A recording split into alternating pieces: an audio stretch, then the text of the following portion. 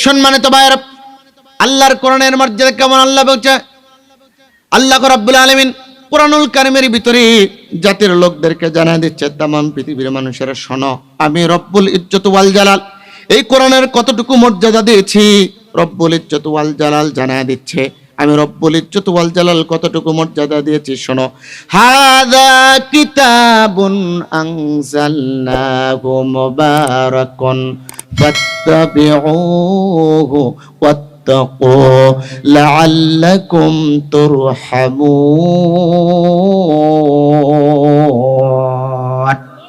আল্লাহর কোরআন তেলাওয়াতের পরে কোন ব্যক্তি যদি আল্লাহকে খুশি করার জন্য একবার আল্লাহ বলে ডাক দেয়, বিজ্ঞান আর ডক্টর প্রমাণ করে মানুষের যখন মানুষ মায়ের গর্ভে ছিল ওই সময় আল্লাহ রাব্বুল আলামিন মানুষের হার্টের ভিতরে 84টি জায়গায় আল্লাহ শব্দটি খোদাই করে লিখে দিয়েছে। বান্দা যখন কোরআন তেলাওয়াতের পরে আল্লাহকে খুশি করার জন্য একবার আল্লাহ বলে ডাক দেয়, আমার আল্লাহ খুশি হয়ে ওই ব্যক্তিকে 4 মিনিটের জন্য হার্টের ব্যারাম থেকে নিরাপত্তা দিয়ে দেয়। তাহলে কোরআন তেলাওয়াতের পরে স্লোগান হবে কার? শুধু তাই নয়, মিশকাতের ভিতরে এসেছে, হাদিস এসেছে, আল্লাহর নবী বলছেন বাইনাস সামাওয়াতি ওয়াল আরদ। কোরআন তেলাওয়াতের পরে কি করতেছেন ভাই? আল্লাহর কোরআন তেলাওয়াতের পরে কোন ব্যক্তি যদি আল্লাহকে খুশি করার জন্য একবার আল্লাহ বলে ডাক দেয়, বাইনাস সামাওয়াতি ওয়াল আরদ, আসমান আর জমিনের ভিতরে যত শূন্যস্থান আছে ওই আল্লাহ বললে আল্লাহ ব্যক্তির জন্য আমার আল্লাহ খুশি হয়ে ওই শূন্যস্থানগুলোকে নেক দ্বারা পূর্ণ করে দেয়। সেই কোরআন শুনতে যাচ্ছি, এই কোরআনের মর্যাদা হলো অনেক বেশি।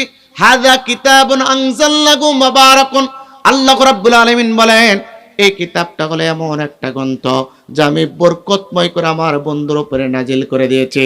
সুতরাং এই কোরআনের অনুসরণ করা লাগবে, আর ওই মালিক আল্লাহকে ভয় করা লাগবে। যদি আমরা এই কোরআনের অনুসরণ করে আল্লাহকে ভয় করো, লাআল্লাকুম তুরহামুন, আশা করা যায় তোমরা রহমত প্রাপ্ত হবা। কথা কার? যে কোরআনটা শুনলে, যে কোরআনটা মানলে, যে কোরআনের ইত্তেবা করলে, যে কোরআনের অনুসরণ আর অনুকরণ করলে আল্লাহর পক্ষ থেকে রহমত পাওয়া যায়। জবান দিয়ে বলুন তো, সেই কোরআনের মর্যাদা আছে না নাই? সেই মর্যাদাপূর্ণ কোরআন যখন বিশ্ব নবীর উপরে নাজিল হলো, আল্লাহর নবী কোরআনের মর্যাদা, কোরআনের মাহাত্ম্য আর কোরআনের গুরুত্ব বুঝতে পেরে বিশ্ব নবী মুহাম্মদ রাসূলুল্লাহ সাল্লাল্লাহু আলাইহি ওয়াসাল্লাম দ্রুত গতিতে আল্লাহর কোরআনের তেলাওয়াত করতেছে। আল্লাহ রাব্বুল আলামিন আরশে আজিম থেকে দেখতে পেলেন, ডাক দেওয়া জিবরাইল, কোরআনের মর্যাদা, কোরআনের মাহাত্ম্য আর কোরআনের গুরুত্ব আমার বন্ধু বুঝতে পেরে কোরআনটাকে দ্রুত গতিতে তেলাওয়াত করতেছে। আমার বন্ধুর এই দৃশ্য দেখে বড় আমার কষ্ট হয়। আমার বন্ধুকে জানায় দাও, লা তুহাররিকি বিহি লিসানাকা লিতাআজালা বি। ও নবী, এই কোরআনকে মুখস্থ করার জন্য, কণ্ঠস্থ করার জন্য আপনার জিহ্বাকে আপনি দ্রুত গতিতে সঞ্চালন করবেন না। আপনি শুধু আমার জিব্রাইলের সঙ্গে একবার তেলাওয়াত করুন। গোটা কোরআন আপনার সিনার ভিতরে ঢুকিয়ে দেওয়ার মালিক আমি আল্লাহ। আল্লাহু আকবার। এইবার বলুন তো, সেই কোরআনের মর্যাদা আছে না নাই? সেই মর্যাদাপূর্ণ কোরআন শুনতে পেরেছি, যে কোরআনের কথা আল্লাহ রাব্বুল আলামিন আবার বলছেন, মর্যাদাপূর্ণ কোরআনের কথা যারা শুনতেছে তারা শুনে নাও। এই কোরআনটা আমি রব্বুল ইজ্জত ওয়াল জালাল কি কারণে নাজিল করেছি শোনো। লিতুখরিজান নাসা মিনাস যুলুমাতি ইলান নূর। এই কোরআনটা আমি নাজিল করার উদ্দেশ্য হলো নির্যাতিত, নিপীড়িত, নিষ্পেষিত, পথহারা, পথভ্রষ্ট হয়ে আল্লাহর জাহান্নামে যাওয়া মানুষদেরকে আল্লাহর কোরআনের আলোয় আলোকিত করে জান্নাতি মানুষ বানানোর জন্য আমি রব্বুল ইজ্জত ওয়াল জালাল তামাম পৃথিবীতে বন্ধুর মাধ্যমে কোরআনটা নাজিল করে দিয়েছি। তাহলে এই কোরআনটা মানুষদেরকে নির্যাতিত, নিপীড়িত, নিষ্পেষিতর জায়গা থেকে জাহান্নামে যাওয়া মানুষদেরকে আল্লাহর কোরআনের আলোয় আলোকিত করে জান্নাতি মানুষ বানানোর জন্য কোরআন যিনি নাজিল করেছে, জবান দিয়ে বলুন তিনি কে? তাহলে জান্নাতি মানুষ হওয়া যাবে কিভাবে? এই রব্বুল ইজ্জত ওয়াল জালাল আবার জানায় দিচ্ছেন, قد جاءتكم موعظة من ربكم وشفاء لما في الصدور وهدى ورحمة। আল্লাহ রব্বুল আলামিন ডাকতে বলছেন, तमाम পৃথিবীর মানুষেরা শোনো, হেদায়েত যদি পেতে চাও तमाम পৃথিবীর মানুষেরা জেনে নাও, এই কোরআনকে এক নম্বরে উপদেশের কিতাব হিসেবে গ্রহণ করবা। तमाम পৃথিবীতে যত কিতাব দিয়েছে, Rigveda, Samaveda, Yajurveda, Atharvaveda, old testament, new testament, কোন কিতাব হলো শ্রেষ্ঠ উপদেশের কিতাব নয়। কেবলমাত্র শুধুমাত্র আল্লাহর কোরআনটা হলো শ্রেষ্ঠ উপদেশের কিতাব। মুসলমান হিসাবে আল্লাহর কোরআনকে শ্রেষ্ঠ উপদেশের কিতাব হিসাবে মানবে যারা, ওয়া হুদা ওয়া রাহমা, আল্লাহর পক্ষ থেকে হেদায়েত আর রহমত পাবে তারা, আল্লাহর পক্ষ থেকে হেদায়েত আর রহমত পাবে যারা। ওয়া বুশরা লিল মুসলিমিন বাশশারা ইউবাশশিরু তাবশীরান ফাওয়া মুবাশশিরুন, ও নবী তাদেরকে জানায় দাও আল্লাহর জান্নাতের সুসংবাদ পাবে তারা। ওই আল্লাহর জান্নাতের সুসংবাদ নিয়ে আজকে বাড়ি ফিরবো। কে কে রাজি আছেন হাত তোলেন। আল্লাহ তুমি একটু ফটো করে দেখো তো, আল্লাহ কে কে হাত তোলে নাই দেখো, আর কে তুলছে হাত নামান। বলছেন আল্লাহর জান্নাতের সুসংবাদ নিয়ে বাড়ি ফিরবো, তার মানে তার 1 মিনিট আগে যাওয়া যাবে। যদি যান তাহলে আল্লাহর কোরআনের যে নীতি নির্ধারণ বিষয়াদি আছে, সেই বিষয়াদির ভিতরে একটা বিষয় হলো মুনাফিক। আর মুনাফিকের চিহ্ন হলো 3টি। 1 নাম্বার, কথা বললে মিথ্যা বলবে, ওয়াদা করলে খিলাফ করবে, আমানত রাখলে, জোরে বলেন। তাহলে আপনারা বলেছেন এখানে জান্নাতি বান্দা হয়ে ঘোষণা নিয়ে বাড়ি ফিরবো ইনশাআল্লাহ, তার মানে একটা ব্যক্তি উঠবে না। উঠবে? দেখেন, যেটা উঠবে মনে করবেন টাটকা মুনাফিক। কি সময় বেশি নেব না, অল্প সময়ের ভিতরে, এই জন্য ভূমিকা ছোট করলাম। সম্মানিত ভাইরা, ডাইরেক্টলি তাফসিরে ঢুকবো। আল্লাহ যেন কোরআন থেকে তাফসির করার তৌফিক দান করে, বলুন আমিন। আমার ভাইরা মনোযোগ দেন, যে সূরাটা আপনাদের সামনে তেলাওয়াত করেছি, এই সূরাটির নাম হলো সূরাতুজ জিলজাল। জিলজাল শব্দের অর্থ হলো কাপা কাপি। কি? তার মানে আজকের আলোচনার নাম হলো কাপা কাপি। আলোচনার নাম কি? কাপা কাপি। জিলজাল শব্দের অর্থ হলো কম্পন বা কাপা কাপি। তাহলে আজকের আলোচনার নাম কি? কাপা কাপি। এই সূরা পবিত্র কালামুল্লাহ শরীফের 99তম সূরা, ধারাবাহিক বর্ণনা। এই সূরাতে আয়াত আছে 8টি, রুকু আছে 1টি, শব্দ আছে 36টি, অক্ষর আছে 156টি। মাশহুর উলামায়ে কেরামদের মতে সূরাটি নাজিল হয়েছে মদিনায়। চিৎকার দিবেন আল্লাহু আকবার। এইবার বলুন তো সূরাটির নাম কি? জোরে বলেন। জিলজাল মানে কি? এটা এখন ক্লাস হবে, ক্লাস। তাফসীর মানে একটা ক্লাস, ট্রেনিং সেন্টার। নিবেন তো ইনশাআল্লাহ? সূরাটির নাম কি? জিলজাল মানে কি? কম্পন বা কাপা কাপি। আয়াত আছে কয়টি? 8টি। রুকু আছে, শব্দ আছে 36টি, বর্ণ আছে 156টি। সূরাটি নাজিল হয়েছে মদিনায়। আমার সাথে জবান খুলে পড়ুন, আউযু বিল্লাহি মিনাশ শাইতানির রাজিম, বিসমিল্লাহির রহমানির রহিম। আমরা বিতাড়িত মর্দুদ শয়তানের ওয়াসওয়াসা থেকে আল্লাহর কাছে পানা চাচ্ছি। দয়াময় ওই পরম করুণাময় দয়াময় ওই আল্লাহর নামে শুরু করছি, বলুন আমিন।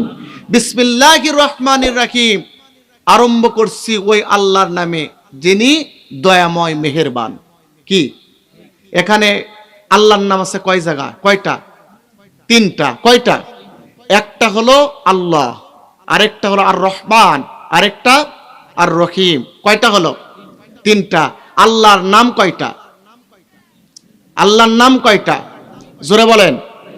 সম্মানিত ভাইরা, আপনারা কাগজে কলমে পড়েছেন আল্লাহর নাম হলো 99টা, কিন্তু তাফসিরে কিতাবের ভিতরে এসেছে, তাফসিরে কিতাবের ভিতরে, তাফসিরে মাজহারের ভিতরে আল্লামা সানাউল্লাহ পানিপতি বলেন আল্লাহর নাম হলো 99টা নয়, বরং আল্লাহর নাম হলো 5000। রব্বুল ইজ্জত ওয়াল জালাল 1000 নাম তাওরাতের ভিতরে আছে, 1000 নাম জব্বুরের ভিতরে আছে, 1000 নাম ইনজিলের ভিতরে আছে, 1000 নাম লাউহে মাহফুজের ভিতরে আছে, লাউহে মাহফুজে আছে, আর 1000 নাম আল্লাহর কোরআনের ভিতরে রয়েছে। কোন বান্দা যদি বিসমিল্লাহির রহমানির রহিম একবার মন থেকে হৃদয় থেকে তেলাওয়াত করে 5000 বার আল্লাহকে ডাকার সওয়াব তার আমলনামায় দিয়ে দেওয়া হয়।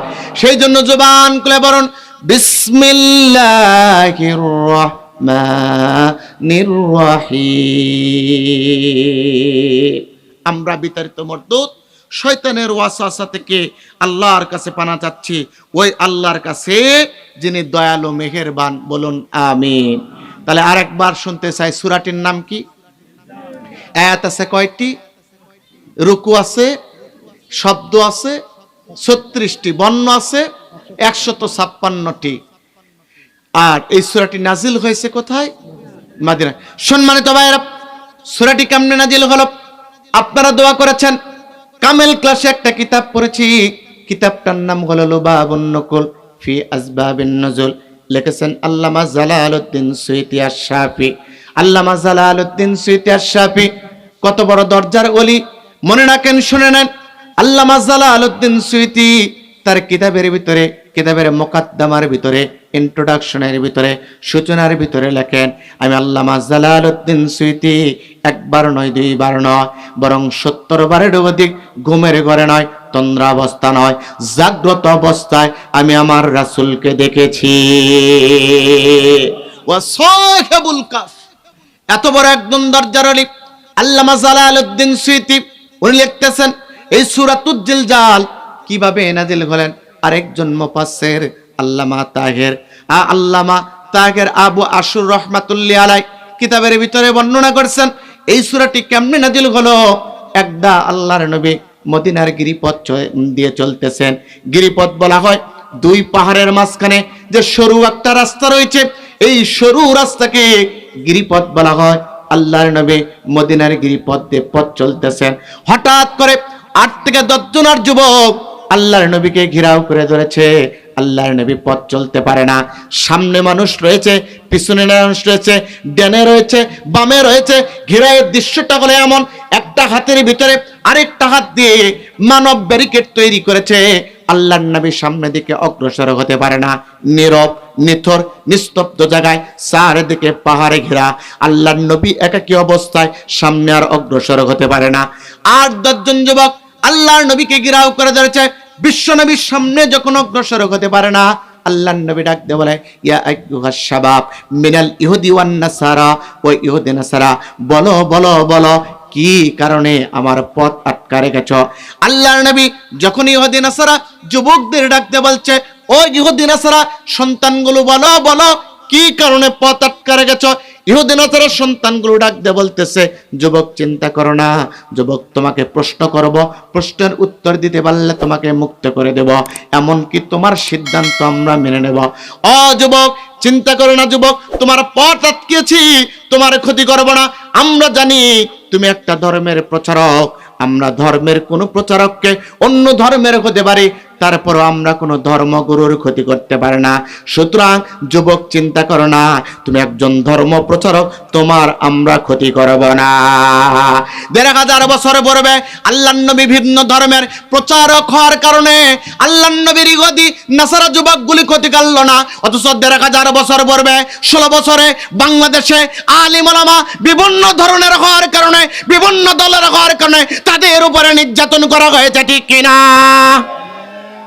সম্মানিত ভাইরা, আল্লাহর নবী মুহাম্মদ সাল্লাল্লাহু আলাইহি ওয়াসাল্লাম থমকে দাঁড়িয়ে আছে। যুবকগুলো আল্লাহর নবীকে মানব ব্যারিকেড তৈরি করেছে, তৈরি করে বিশ্ব নবীকে ডাক দিয়ে বলছে, যুবক শোনো, তোমার নাম কি? আল্লাহর নবী বলে, আমার নাম মুহাম্মদ ইবনে আব্দুল্লাহ ইবনে, আমার নাম হলো মুহাম্মদ ইবনে আব্দুল্লাহ ইবনে আব্দুল মুত্তালিব। আল্লাহর নবী যখন এমন কথা বলেছে, যুবকদের মুখের দিকে তাকায় দেখে যুবকের মুখে একটু মুস্কি হাসি ফুটে গেছে। এক যুবক আরেক যুবককে ডাক দিয়ে বলতেছে, আমরা তো চাইছিলাম এই যুবক নাম না বলে বলবে আমি একজন রাসূল, আমি একজন নবী, কিন্তু তার নম্রতা ভদ্রতার পরিচয় কেন দিলেন? অবশ্যই ইনি একজন মহামানব ছাড়া অন্য কেউ নয়। আল্লাহ রাব্বুল আলামিনও বলছেন, কোন মানুষ নিজেকে তাকাব্বুরির পরিচয় দিবে না, বরং নম্রতা ভদ্রতার পরিচয় দিবে। কথা কার? ওয়া ইবাদুর রাহমানিল্লাযীনা ইয়ামশুনা আলাল আরদি হাওনা ওয়া ইযা খাতাবাহুমুল জাহিলুনা ক্বালু সালামা। আমার আল্লাহ বলছেন রহমানের বান্দা তারাই, এই সমাজের ভিতরে নম্র ভদ্র শালীন যারা আল্লাহর কাছে রহমানের বান্দা তারাই। তামাম পৃথিবীতে সবচাইতে নম্র ব্যক্তি ছিল মুহাম্মদ ইবনে আব্দুল্লাহ ইবনে আব্দুল মুত্তালিব। তামাম পৃথিবীতে সবচাইতে ভদ্র ব্যক্তি ছিল মুহাম্মদ ইবনে আব্দুল্লাহ ইবনে আব্দুল মুত্তালিব। আল্লাহর নবী তার নম্রতা ভদ্রতা শালীনতার পরিচয় যখন দিয়েছে, যুবকগুলো ডাক দে বলছে, ও যুবক যুগল ডাক দে বলছে, মুহাম্মদ শোনো শোনো শোনো, মুহাম্মদ তুই বলে নিজেকে নবী বলে দাবি করো? আল্লাহর নবী বললেন না, অবশ্যই আমি নবী বলে দাবি করি। এই কথা যখনই বলেছে, যুবকগুলো ডাক দে বলছে, ও মুহাম্মদ তুমি যে নবী দাবি করো তার প্রমাণ কি? আল্লাহর নবী ডাক দে বলছে, ইয়া আইয়ুহাশ শাবাব মিনাল ইহুদি ওয়ান নাসারা, ও ইহুদি নাসারা যুবকগুলো শোনো শোনো, তোমাদেরকে জানায় দিচ্ছি, আনা খাতামুন নাবিয়িন মাল্লা নাবিয়্যা বাদি লা নাবুওয়াতা বাদা নাবুওয়াতিহি লা শরিয়তা বাদা শরিয়তিহি লা কিতাবা বাদা কিতাবিহি। ও যুবকগুলো শোনো, আনা খাতামুন নাবিয়িন, আমি গোলাম শেষ নবী, মাল্লা নাবিয়্যা বাদি, আমার পরে আর কোনো নবী আসবে না, লা নাবুওয়াতা বাদা নাবুওয়াতিহি, আমার যে নবুয়ত এসেছে এর পরে আর কোনো নবুয়ত আসবে না, লা শরিয়তা বাদা শরিয়তি, আমার উপরে যে শরীয়ত রয়েছে এরপরে আর কোনো শরীয়ত আসবে না, লা কিতাবা বাদা কিতাবি, আমার উপরে যে কিতাব নাজিল হয়েছে এরপরে আর কোনো কিতাব আসবে না। সুতরাং যুবকরা শোনো, আনা খাতামুন নাবিয়িন মাল্লা নাবিয়্যা বাদি, আমি হলাম শেষ নবী, আমার পরে আর কোনো নবী আসবে না। যুবকরা ডাকতে বলছে, ও মুহাম্মদ তোমার মুখের কথা বললেই শুধুমাত্র হবে না, দলিল দেওয়া লাগবে, কেননা তুমি তো বলে দিয়েছো দলিল ছাড়া মানা যাবে না। আর তোমার আল্লাহ নাকি বলছে, কুল হাতু বুরহানাকুম ইন কুনতুম সাদিকিন, তুমি যদি মুমিন হও, কুল হাতু বুরহানাকুম ইন কুনতুম সাদিকিন, যে ব্যক্তি নিজেকে মুমিন দাবি করবে কথার পূর্বেই দলিল পেশ করবে। ও মুহাম্মদ তুমি যদি শেষ নবী হও তাহলে তুমি দলিল দাও, তোমার মৌখিক কোনো কথা হবে না, তুমি বললেই হবে না না নবুওয়াতা বাদা নবুওয়াতিহি লা শরিয়তা বাদা শরিয়তিহি লা কিতাবা বাদা কিতাবি, এই কথা বললেই হবে না। ও মুহাম্মদ কুল হাতু বুরহানাকুম ইন কুনতুম সাদিকিন, যদি মুমিন হও আল্লাহর কোরআন থেকে দলিলটা দিয়ে দাও। আল্লাহর নবী চক্ষু দুইটা বন্ধ করে আছে, বিশ্ব নবী চক্ষু দুইটা বন্ধ করে আছে। আল্লাহ ডাক দেয়, জিব্রাইল যাও রে জিব্রাইল যাও যাও। তারা প্রশ্ন করেছে, ওই প্রশ্নের উত্তর দেওয়ার জন্য আমি রব্বুল ইজ্জত ওয়াল জালাল কোরআনুল কারীমের ভিতরে আমি এই সূরা লিখে দিয়েছি।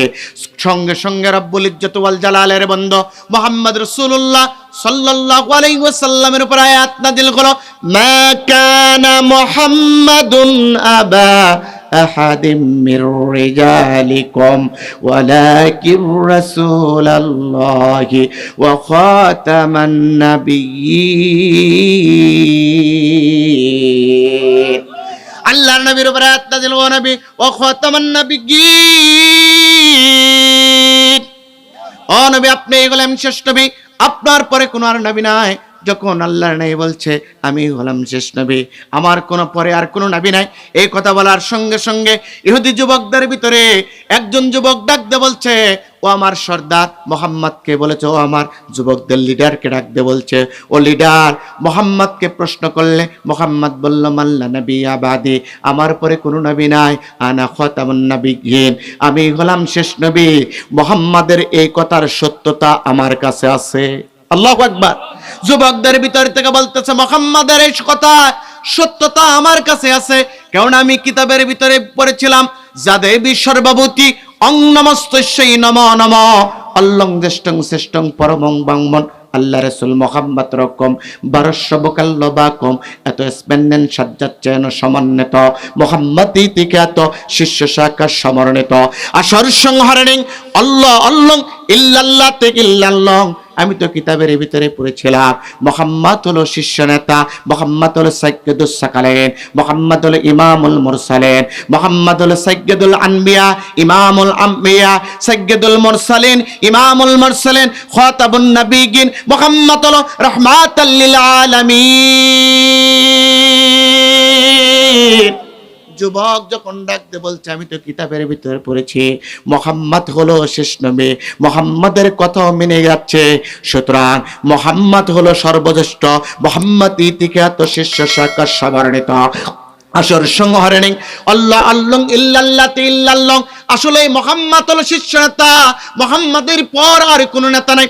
যুবক এই কথা বলেছে, আরেকজন যুবক দাঁড়িয়ে বলে ও লিডার যদি অনুমতি দেন মুহাম্মাদের পক্ষে আমি একটা কথা বলতে পারি। বলছে কি কথা বলো? বলছে যারা বা নামা নেমো মুসলমান সম্য বিবর্তী সম, সম্য বিবন নম সম, কৃষ্ণ নম ধমন নম সম, ওম শান্তি ওম, ওম শান্তি ওম।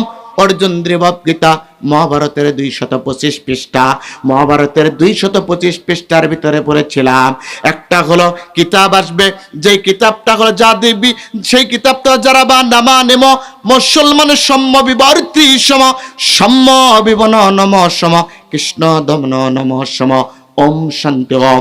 ও পৃথিবীর মানুষেরা, তোমরা যদি ওম শান্তি ওম চিরতরে শান্তি পেতে চাও, মুহাম্মদ নামক একজন নবী আসবে, তার হাতে একটা পবিত্র কিতাব আসবে, যদি ওই কিতাব আর মুহাম্মাদের প্রতি ঈমান আনয়ন করো তাহলে তোমরা চির সুখে, চির শান্তিতে, চির স্বর্গে অবস্থান করবা। আমি তো লিডার এটা পড়েছিলাম। এই কথা বলার সঙ্গে সঙ্গে আরেকজন দাঁড়িয়ে গেছে, লিডার আপনি আমাকে অনুমতি দেন আমি একটু আপনার কাছে আরেকটা শ্লোক পড়তে চাই। লিডার বলছে বলো বলো মুহাম্মাদের জন্য কি বলতে চাও? আরেকজন বলতেছে শোনো, বিদা বিভিন্ন সীতা বিভিন্ন, গীতা বিভিন্ন, নাজুমে যাসমত, ধর্মস্ব মতলং নিহিতং গুহাইনা, বেদে বেদে মিল্লাই, গীতাই গীতাই মিল্লাই, নানা মুনির নানা মত, কিন্তু গুহা থেকে একটা ধর্মের আবির্ভাব হবে, সেই গুহা থেকে যে ধর্মের আবির্ভাব হবে ওটাই হলো সত্য ধর্ম। ওই সত্য ধর্মের অনুসরণ করবে যারা চির স্বর্গে আল্লাহর জান্নাতে যাবে যারা। ও মুহাম্মদ বলো তোমার ধর্ম কোথায় থেকে আবিষ্কার হয়েছে? আল্লাহর নবী বলছেন ও ভাইরা শোনো, ইয়া আইয়ুহাস শাবাব মিনাল ইহুদি ওয়ান নাসারা, ও ইহুদি নাসারা যুবকগুলো শোনো শোনো, আমার ধর্মের আবির্ভাব হয়েছে হীরা গুহা থেকে। যখন এই কথা বলেছে যুবকদের সর্দারের মুখের দিকে তাকিয়ে যে ব্যক্তি বলেছিল বিদা বিভিন্ন সীতা বিভিন্ন গীতা বিভিন্ন নাজুমিজাসমত ধর্মসমতলং নিহিতং গুহাইনা, ওই যুবক ডাকতে বলছে ও লিডার আপনার গুরুত্বপূর্ণ প্রশ্ন আপনি করতে পারেন। আমাদের জানা হয়ে গেছে পূর্ব গগনে সূর্য ওঠে যখন পশ্চিম গগনে যাওয়া সত্য, এই মুহাম্মদ যে শেষ নবী এটা তার চাইতে বড় সত্য। যে কার বলে আল্লাহু আকবার। সম্মানিত ভাইরা, আল্লাহর নবী এবার বিশ্বনবী মুহাম্মদ সাল্লাল্লাহু আলাইহি ওয়াসাল্লাম, বিশ্বনবী মুহাম্মদ সাল্লাল্লাহু আলাইহি ওয়াসাল্লাম এবারে যুবকদের দিকে তাকিয়েছে।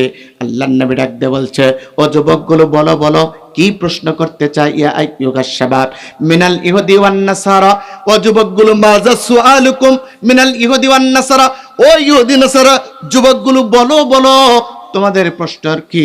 যুবকগুলো ডাকতে বলছে মুহাম্মদ শোনো, তোমাকে যে প্রশ্নটা করব এই প্রশ্নটা হলো গুরুত্বপূর্ণ প্রশ্ন। এই প্রশ্নের উত্তর দিতে পারবে সে আখেরি পাইগম্বর বলে দাবি করবে যে যার পিতার নাম হবে আব্দুল্লাহ, মাতার নাম হবে আমিনা, বংশটা হবে কুরাইশ। ও মুহাম্মদ চাইলেই সহজভাবে কোনো ব্যক্তি প্রশ্নের উত্তরটা দিতে পারবে না। যিনি হবেন খাতামুন নবিয়্যিন, আখেরি পয়গম্বর, পিতার নাম আব্দুল্লাহ, মাতার নাম আমিনা, হবে কুরাইশ বংশের সওয়াত, তার কাছে প্রশ্নের উত্তর করলে উত্তর দিতে পারবে।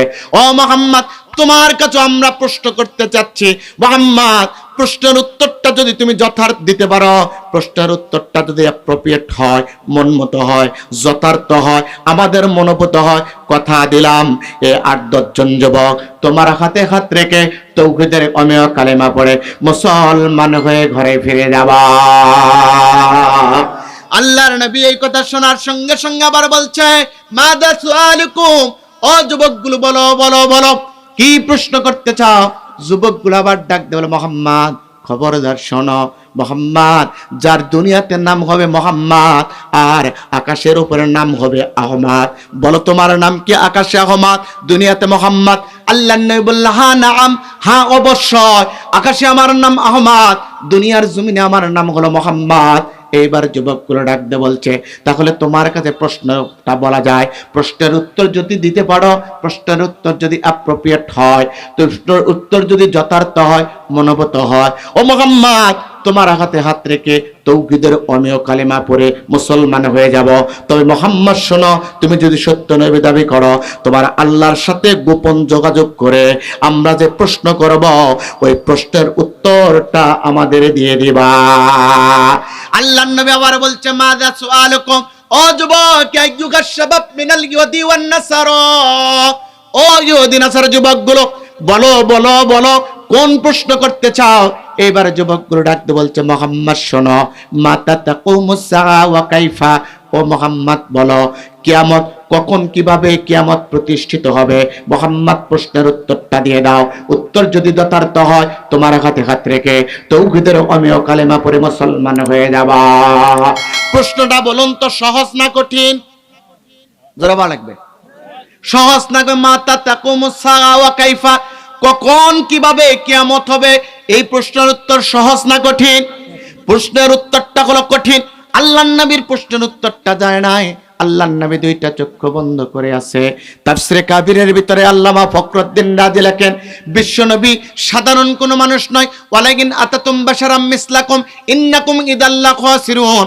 আল্লাহর নবী কোনো সাধারণ বাশার নয়, আল্লাহর নবী হলো অসাধারণ। বিশ্ব নবীর একটা পাওয়ার আছে। তাফসীরে কাবিরের ভিতরে আল্লামা ফখরুদ্দীন রাজি বলেন, আল্লাহর নবীকে প্রশ্ন করেছে, বিশ্ব নবীর প্রশ্নের উত্তর জানা নাই, আল্লাহর নবী দুইটা চক্ষু বন্ধ করে দিয়েছে।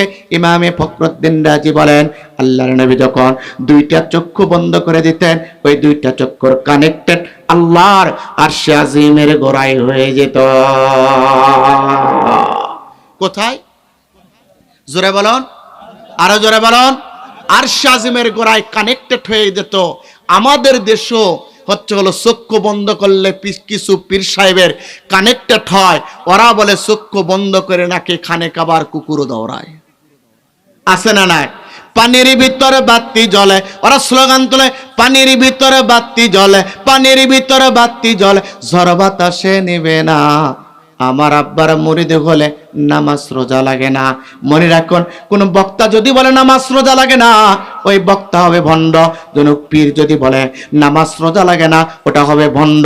কোন নেতা যদি বলে নামাজ রোজা লাগে না, ওটা হবে ভণ্ড নেতা। ঠিক কিনা? মুসলমানদের নামাজের দরকার আছে না নাই? সম্মানিত ভাইরা, আল্লাহর নবী চক্ষু দুইটা বন্ধ করে আছে, আল্লাহর আরশে আজিমের গোড়ায় কানেক্টেড হয়ে গেছে। অথচ আমাদের দেশে কিছু ওলি দাবিদার, ভণ্ড যারা, হক্কানি ওলিদের কথা বলতেছি না, ভণ্ড দাবিদার, ওরা বলে চক্ষু বন্ধ করে খানে কাবার কুকুর দৌড়ানি দেয়। ঠিক কিনা? ওরা আবার ব্যবসা করে। কিসের ব্যবসা? মাজারে। খাজার নামে মাজারে গড়ে, খাজার নামে মাজারে গড়ে, দেখায় যারা খাজার শান, দিনে করে ভণ্ডামি আর রাত্রে মারে গাজায় টান। দিনে করে ভণ্ডামি আর রাত্রে মারে গাজায় টান। আছে না না? খাজার নামে মাজার করে, খাজার নামে মাজার করে, দেখায় যারা খাজার শান, দিনে করে ভণ্ডামি আর রাত্রে মারে গাজায় টান। দিনে করে ভণ্ডামি আর রাত্রে মারে গাজায় টান। দাড়ি টুপি নাই কোথাকার আছে শুধু চুল, সুন্নাতের খবর লয় না সে আশিকে রাসূল। আছে না না? দাড়ি টুপি নাই কোথাকার আছে শুধু চুল, সুন্নাতের খবর লয় না সে আশিকে রাসূল। মাজারে সারা বেলা চলে শুধু গাঞ্জার মেলা, মাজারে সারা বেলা চলে শুধু মদের মেলা, মাজারে সারা বেলা চলে শুধু নারীর মেলা। আমল সব ধ্বংস হবে, থাকবে না তাদের মান। দিনে করে ভণ্ডামি আর রাত্রে মারে গাজায় টান। দিনে করে ভণ্ডামি আর রাত্রে মারে গাজায় টান। ঠিক কিনা? এমন ব্যক্তিগুলো বলে দুইটা চক্ষু বন্ধ করলে নাকি খানে কাবার কুকুর দৌড়ানি দেয়।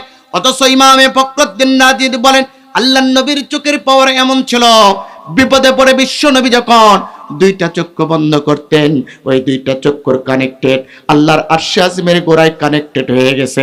বিশ্বনবীকে প্রশ্ন করেছে, মাতা তাকুমুস সাআ ওয়া কাইফা, কখন কিভাবে কিয়ামত হবে? আল্লাহর নবীর প্রশ্নের উত্তরটা যায় না। আল্লাহর নবীর চক্ষু দুইটা বন্ধ। ও মুহাম্মদ, একটু আগেই বললা না খাতামুন নাবিয়্যিন মাল্লা নাবিয়্যা বাদি, তুমি নাকি শেষ নবী, তোমার পরে আর কোনো নবী নাই। ও মুহাম্মদ, এখন প্রশ্ন করেছি, প্রশ্নের উত্তর দিতে কেন পারো না? আল্লাহর নবী চক্ষু দুইটা বন্ধ করে আছে, চক্ষুর কানেক্টেড আল্লাহর আরশে আজিমের গোড়ায় যখন হয়ে গেছে, আল্লাহ ডাক দে, জিব্রাইল যাও রে জিব্রাইল, যাও যাও। ইহুদি নাসারা যুবকগুলো আমার বন্ধুকে প্রশ্ন করে বিপদে ফেলে দিয়েছে। আমার বন্ধুর এই প্রশ্নের উত্তর জানা নাই।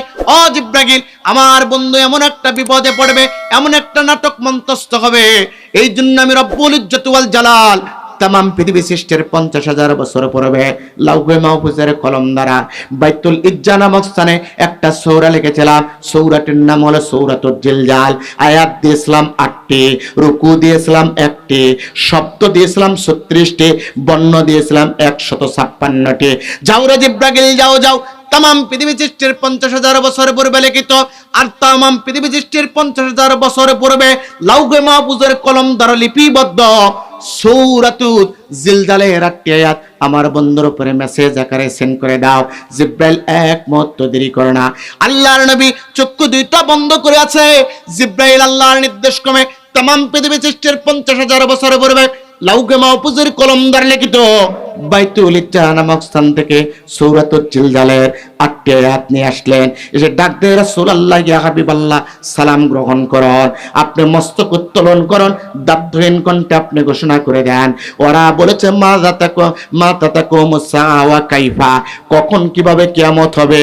আমার আল্লাহ জানায় দিচ্ছেন, ইযা সুলসিলাতিল আরদু জিলজালাহা, ওনাকে তামাম পৃথিবী যখন কাঁপতে থাকবে আর থামবে না যখন, আমি আল্লাহ বললাম কিয়ামত হবে তখন।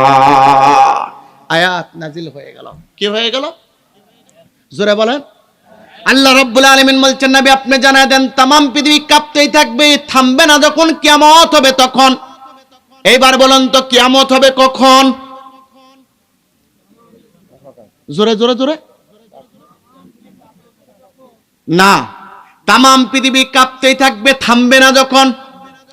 কেননা জিলজালাত শব্দটির আগে জিলজালাহা মাফুলে মতলবকে নিয়ে এসে আল্লাহ পাক একটা ধাক্কা দিয়ে বুঝাই দিয়েছেন, শুধু কাঁপনি লয়, এমন কাঁপা কাঁপবে যে ওই কাঁপনের চোটে আর থাকবে না।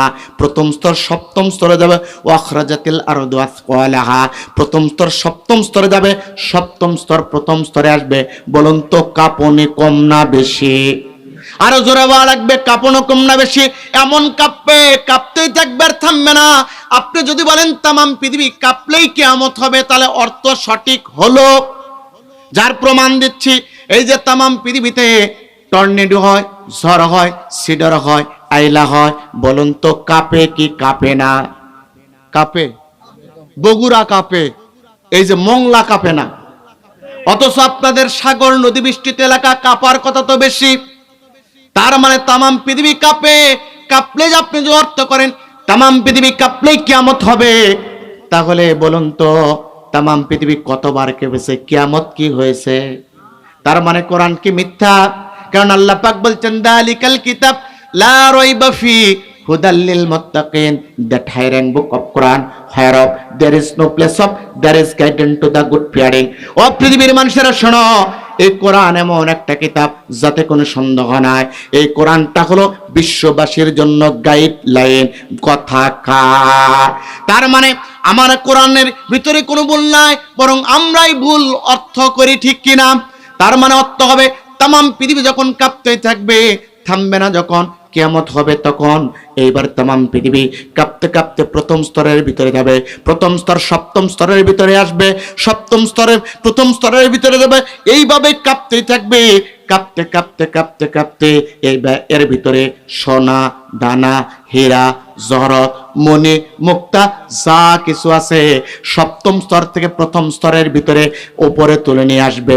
যখনই তামাম পৃথিবী কাঁপতে কাঁপতে সব কিছু বের করে দিবে, এই সময় ওয়াকালাল ইনসানু মা লাহা।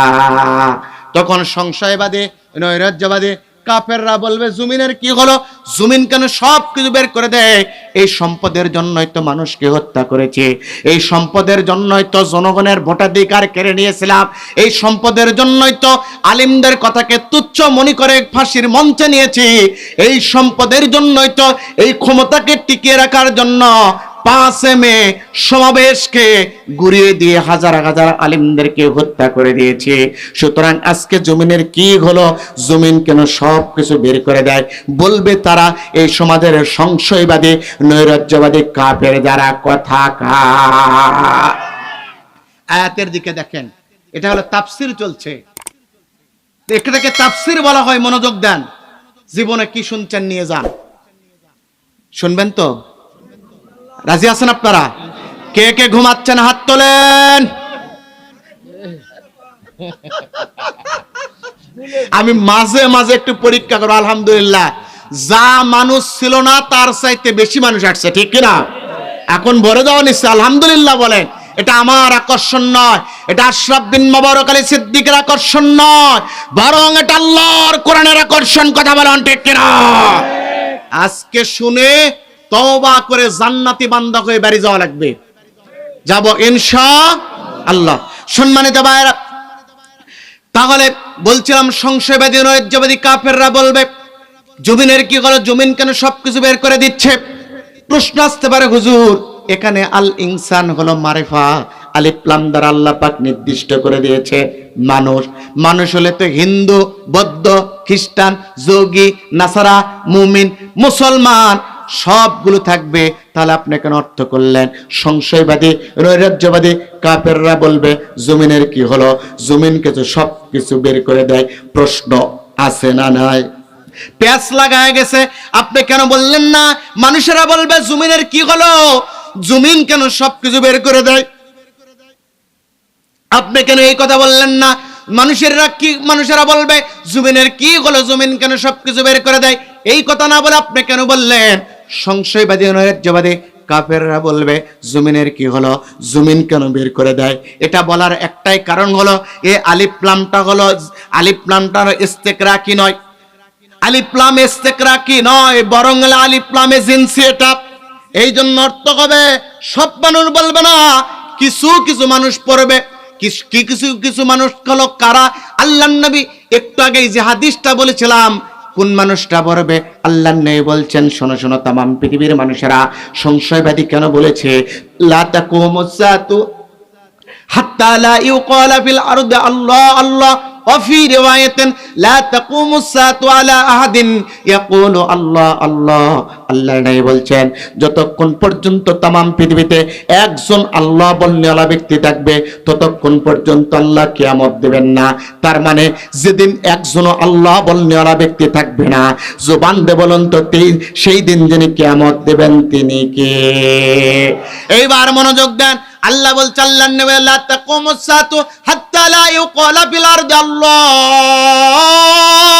আল্লাহ, ওয়া ফি রিওয়ায়াতিন লা তাকুমুস সাতু আলা আহাদিন ইয়াকুলু আল্লাহ আল্লাহ। আল্লাহ বলছেন যতক্ষণ পর্যন্ত আল্লাহ বলনেওয়ালা ব্যক্তি থাকবে আল্লাহ কিয়ামত দেবেন না। তার মানে যেদিন আল্লাহ বলনেওয়ালা ব্যক্তি থাকবে না ওই দিন আল্লাহ পাক কিয়ামত দেবেন। তার মানে আল্লাহ যেদিন কিয়ামত দেবেন, আল্লাহ বলনেওয়ালা ব্যক্তি না থাকলে যা থাকবে ওরা সংশয়বাদী, নৈরাজ্যবাদী, একটাও মুমিন নয়, সবগুলো কাফের। কথা বলেন ঠিক কিনা? কেননা যদি মুমিন বান্দা থাকতো আল্লাহ পাক তো কিয়ামত দিতেন না। আল্লাহ বলছেন একজন আল্লাহ বলনেওয়ালা ব্যক্তি থাকতে আমি কিয়ামত দিতাম না। তার মানে যেদিন একটা তামাম পৃথিবীতে আল্লাহ বলনেওয়ালা ব্যক্তি থাকবে না ওই দিন যিনি কিয়ামত দিবেন তিনি কে? আল্লাহ বলনেওয়ালা ব্যক্তি যখন জমিনে থাকবে না, যারা থাকবে সবগুলো হলো সংশয়বাদী, সবগুলো হলো নৈরাজ্যবাদী, সবগুলো হলো কাফের। কথা বলেন ঠিক কিনা? এই জন্য অর্থ করেছি ওয়া ক্বালাল ইনসানু মা লাহা। সংশয়বাদী, নৈরাজ্যবাদী কাফেররা বলবে জমিনের কি হলো, জমিন কেন আজকে সবকিছু বের করে দেয়। জমিন হতাশ হয়ে যাবে, একে অপরের দিকে তাকাবে। যখন তাকাবে আল্লাহ রাব্বুল আলামিন এইবার ইসরাফিলকে বলবে, ও ইসরাফিল সিংহাই ফুদাও। ইসরাফিল এইবার সিংহাই ফুদিবে। ইসরাফিল যখন এই সিংহাই ফুদিবে তখন তামাম পৃথিবী থেকে 13 লক্ষ গুণ বড় সূর্য মাথার উপরে ভেঙে পড়বে। বিজ্ঞান প্রমাণ করে তামাম পৃথিবী ওর থেকে 13 লক্ষ গুণ বড় হলো সূর্য। 13 লক্ষ পৃথিবীটাকে যদি এক জায়গায় একত্রিত করে সূর্যের ভিতরে ঢুকে দেওয়া হয়, সূর্যটা অনায়াসে গিলতে পারে। আর এই সূর্যটা যদি আল্লাহর নির্ধারিত সীমা রেখা থেকে 1 ইঞ্চি উপরে যায়, তামাম পৃথিবীটা বরফে আচ্ছাদিত হয়ে যাবে। আর ওই সূর্যটা যদি আল্লাহর নির্ধারিত জায়গা থেকে 1 ইঞ্চি পরিমাণ নিচের দিকে আসে, তামাম পৃথিবীটা জ্বলে ছারখার হয়ে যাবে। এই এত 13 লক্ষ গুণ বড় সূর্য তামাম পৃথিবীর উপরে ভেঙে পড়বে। চন্দ্র ভেঙে পড়বে, গ্রহণপুঞ্জ ভেঙে পড়বে, নীহারেখা ভেঙে পড়বে, ধূমকেতু ভেঙে পড়বে, গ্যালাক্সি ভেঙে পড়বে, মিল্কি ওয়ে ভেঙে পড়বে, ব্ল্যাক হোল ভেঙে পড়বে। আল্লাহর সৃষ্টিকুলের গ্রহণপুঞ্জসমূহ সব যখন তামাম পৃথিবীর উপরে ভেঙে পড়বে, এই পৃথিবীতে একটা মানুষ আর থাকবে না, একটা মানুষ আর বাঁচবে না। প্রত্যেক মানুষ মারা যাবে। ওই মানুষগুলো আল্লাহ বলতে চেষ্টা করবে, নিজের ভুল সংশোধনের কথা চেষ্টা করবে। ওয়ালাইসাতিত তাওবাতু লিল্লাযিনা আমানু হাত্তা ইযা হাদারা আহাদুহুমুল মাউত ক্বালা ইন্নী তুবতুল আন। আল্লাহ নবী বলছেন, মৃত্যুর সময় উপস্থিত হওয়ার পর তওবা করার চেষ্টা করবে, ওদের মুখ দিয়ে তওবা আসবে না, আল্লাহ শব্দ উচ্চারণ হবে না।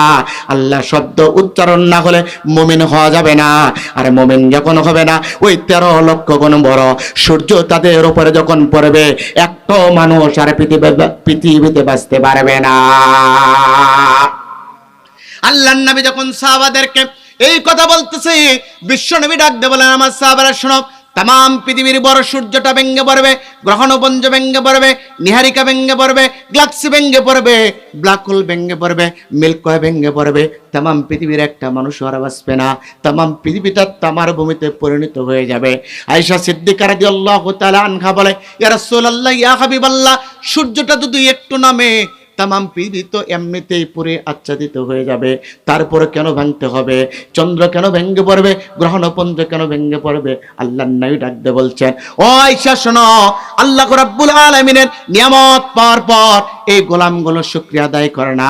অথচ আল্লাহ বলে দিয়েছে, লা ইন শাকারতুম লা আযীদান্নাকুম ওয়া লা ইন কাফারতুম ইন্না আযাবি লাশাদীদ। আল্লাহ রাব্বুল আলামিন শাকারতুম লাযীদান্নাকুম, ও গোলাম যে অবস্থায় থাকো না কেন আল্লাহর শুকরিয়া আদায় করবা। যদি আল্লাহর শুকরিয়া আদায় করো, লাযীদান্নাকুম, আমি আল্লাহ পাক নিয়ামত বাড়ায় দেব।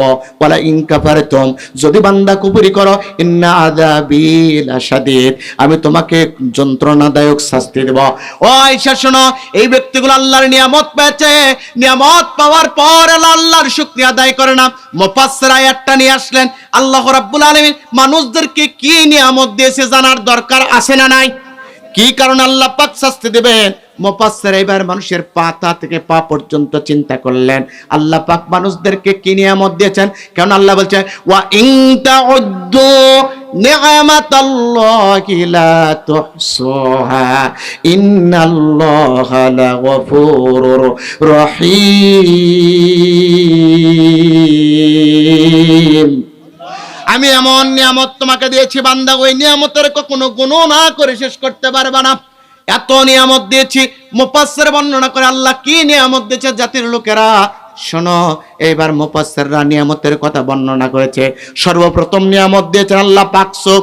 ওই চোখের ভিতরে কি নিয়ামত দিয়েছেন? চোখের ভিতরে তামাম পৃথিবীর মানুষ থেকে সৃষ্টিকুলকে দেখার জন্য আল্লাহ রাব্বুল আলামিন তার দিয়েছেন। একটা চোখে 13 কোটি তার দিয়েছে। দুইটা চোখের ভিতরে আল্লাহ রাব্বুল আলামিন 26 কোটি তার দিয়েছে। ওই তারগুলো একত্রিত করে মেয়েদের মুষ্টির চুলের মতো, মেয়েদের চুলের মতো করে মুষ্টি করে পিছনের জায়গায় আল্লাহ পাক বেঁধে রেখেছেন। এই জন্য বান্দা যখন ফুটবল খেলাতে যে মাথার সামনে দিয়ে হেড নেয়, বান্দারে কিছু হয় না। কিন্তু বান্দার যখন পিছনে ফুটবল লাগে, মনে হয় চোখ দিয়ে জোনাই পোকা বের হয়ে যায়, ঠিক কিনা? তার মানে চোখের সাথে পিছনের মাথার কানেক্টেড আছে, দুইটা চোখের 13 কোটি তার দিয়ে পিছনের জায়গা যিনি বেঁধে রেখেছেন তিনি কে? এইবার 13 কোটি তারকে একত্রিত করে রব্বুল ইজ্জত ওয়াল জালাল দুইটা চোখের ভিতরে রশি দিয়েছেন, রশি দিয়ে বেঁধে আল্লাহ পাক ক্যামেরা তৈরি করে দিয়েছেন। আর ওই ক্যামেরা দেখার জন্য আল্লাহ পাক মেগাপিক্সেল দিয়েছেন। দুনিয়ার মানুষের মোবাইলের মেগাপিক্সেল হলো 50 থেকে 100, কিন্তু রব্বুল ইজ্জত ওয়াল জালাল আল্লাহ রাব্বুল আলামিন মানুষকে দেখার জন্য দুইটা চোখের ভিতরে যে মেগাপিক্সেল দিয়েছে, ওই মেগাপিক্সেলটা হলো 570 মেগাপিক্সেল। আল্লাহু আকবার! এই নিয়ামত যিনি দিয়েছেন তিনি কে? এইবার চোখ থেকে আসেন, চোখ থেকে একটু নিচে নামেন, মানুষের নাক আছে না নাই? এই নাক দিয়ে মানুষ নিঃশ্বাস গ্রহণ করে। বিজ্ঞান আর ডক্টর প্রমাণ করে, ও তাম পৃথিবীর মানুষের শোনো, একজন মানুষ প্রত্যেক দিন 24 ঘন্টায় 16 লিটার অক্সিজেন গ্রহণ করে। কত? সরি, ভুল হয়ে গেল। একজন মানুষ 1 মিনিটে 6 লিটার অক্সিজেন গ্রহণ করে, 16 কেজি হবে। একজন মানুষ 1 মিনিটে 6 লিটার অক্সিজেন গ্রহণ করে, 24 ঘন্টায় একজন মানুষ 8640 লিটার অক্সিজেন গ্রহণ করে। কিন্তু 8640 লিটার অক্সিজেন একজন মানুষের শরীরের ভিতরে প্রয়োজন নাই। এই জন্য রব্বুল ইজ্জত ওয়াল জালাল 8640 লিটার অক্সিজেনকে রিফাইন করে 550 লিটার বিশুদ্ধ অক্সিজেনে পরিণত করে। ওই বিশুদ্ধ অক্সিজেন 550 লিটার বিশুদ্ধ অক্সিজেন বান্দার নাক দিয়ে ভিতরে ঢুকায়া নিশ্চিত মৃত্যুর হাত থেকে যিনি বাঁচা দিয়ে নিয়ামত দিয়েছেন, জুবান দিয়ে বলুন তো তিনি কে? ও বান্দা, নাক থেকে এবার চলে আসো শরীরের ভিতরে। এই শরীরের ভিতরে রক্ত আছে না নাই? আরো জোরে বল, একবার আছে নাই? এই শরীরের ভিতরে রক্ত আছে। একজন প্রাপ্তবয়স্ক মানুষের রক্তের পরিমাণ হলো 5 থেকে 6 লিটার। বিজ্ঞান আর ডক্টর প্রমাণ করে এই রক্তগুলো মানুষের শরীরের ভিতরে পরিচালনা করার জন্য টিউবের প্রয়োজন হয়, তারের প্রয়োজন হয়। 5 থেকে 6 লিটার রক্ত 24 ঘন্টায় মানুষের শরীরে সাপ্লাই দেওয়ার জন্য একটা তারের প্রয়োজন হয়। বিজ্ঞান আর ডক্টর বলে এই তারের লম্বাটা 1-2 কিলোমিটার নয়। শরীরের ভিতরে রক্ত সাপ্লাই দেওয়ার জন্য আল্লাহ রাব্বুল আলামিন যে তার দিয়েছে, ওই তারের লম্বাটা হলো 97,000 কিলোমিটার। যুবক, আল্লাহু আকবার বলতে পারলেন না? যিনি 97,000 কিলোমিটার জায়গা জুড়ে তার দিয়ে 5 থেকে 6 লিটার রক্ত যিনি আমাদের শরীরে সরবরাহ করতেছেন, জুবান দিয়ে আঙ্গুল উঁচু করে বলুন তো তিনি কে? সম্মানিত ভাইরা, এই 5 থেকে 6 লিটার রক্ত 24 ঘন্টায় 97,000 কিলোমিটার রাস্তা দিয়ে চলাচল করে। এই শরীরের ভিতরে আর একটা ভাইটাল অর্গান আছে, তার নাম হলো হার্ট। তার নাম কি? জোরে, তার নাম হলো হার্ট। এই হার্টের ভিতরে রক্ত সঞ্চালনের প্রয়োজন হয়। 1 মিনিটের জন্য যদি বন্ধ হয় হার্ট অ্যাটাক বলা হয়। বিজ্ঞান আর ডক্টর প্রমাণ করে মানুষের শরীরের ভিতরে যে 5 থেকে 6 লিটার রক্ত রয়েছে, এই 5 থেকে 6 লিটার রক্তটাকে আল্লাহ রাব্বুল আলামিন ডিফাইন করতে শুরু করেন। 24 ঘন্টায় রব্বুল ইজ্জত ওয়াল জালাল 7,500 লিটার রক্তে পরিণত করে। 24 ঘন্টায় 5 থেকে 6 লিটার রক্ত ওঠানামা করতে করতে, রিফাইন করতে করতে 7,500 লিটার রক্তে পরিণত হয়। আর 7,500 লিটার রক্ত এবার হার্টের ভিতরে পরিচালনা করার জন্য আমার রব্বুল ইজ্জত ওয়াল জালাল যে হার্টের ভিতরে তারটা দিয়েছে, ওই তারের লম্বাটা হলো 33,000 কিলোমিটার। বিজ্ঞান বলে 33,000 কিলোমিটার জায়গা জুড়ে 24 ঘন্টায় 7,500 লিটার রক্ত আল্লাহ রাব্বুল আলামিন রিফাইন করার জন্য একটা ডাইনামা দিয়েছেন। হার্টের ভিতরে একটা ডাইনামা দিয়েছেন। ওই ডাইনামাটা ওঠানামা করার জন্য রব্বুল ইজ্জত ওয়াল জালাল নির্দেশ দিয়েছেন। ওই নির্দেশটা হলো 1,30,680 বার। বিজ্ঞান আর ডক্টর প্রমাণ করে ওই হার্টের ভিতরে রক্ত সাপ্লাই করার জন্য 33,000 কিলোমিটার জায়গা জুড়ে আল্লাহ রাব্বুল আলামিন যে ডাইনামা দিয়েছে, ওই ডাইনামাকে নির্দেশ দিয়েছে ডাইনামা 1,30,680 বার ওঠা নামা করে তোমার হার্টের ভিতরে রক্তটা স্পাম করবা। এই রক্ত এইবার 24 ঘন্টায় 33,000 কিলোমিটার জায়গা জুড়ে 1,30,680 বার এই ডাইনামাটা ওঠা নামা করে। এই ওঠা নামা করতে গিয়ে যদি একবার বন্ধ হয়ে যায় ওটাকে হার্ট অ্যাটাক বলে। আর 3 মিনিটের জন্য যদি হার্ট অ্যাটাক হয়ে যদি রক্ত চলাচল বন্ধ হয় ওকে ইন্না লিল্লাহি ওয়া ইন্না ইলাইহি রাজিউন বলা হয়, ঠিক কিনা? এই নিয়ামত যিনি বান্দা বলন দিয়েছেন তিনি কে?